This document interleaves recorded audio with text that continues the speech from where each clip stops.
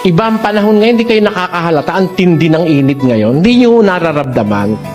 And it is the effect of the depletion and the destruction of the ozone layer. Ang atin pong ozone layer, yung protective covering of the atmosphere of the Earth, na sumasala ho ng matinding radiation sa araw, yan ho ay butas na ngayon.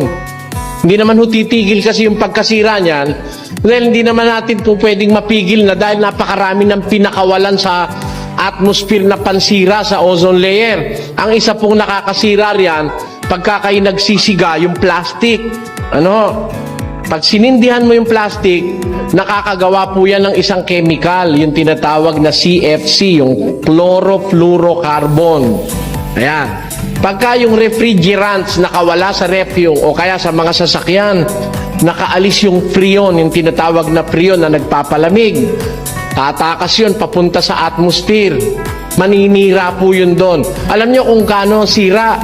Bawat molecule po na makalabas na CFC, bawat molecule niya, sisira siya ng 100,000 molecule ng ozone layer.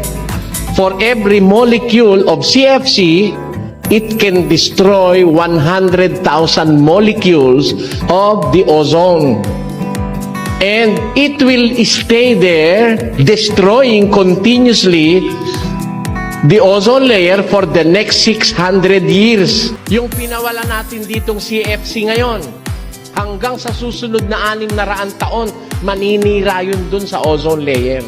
Yan ngayon ang nagpapainit ng ating mundo.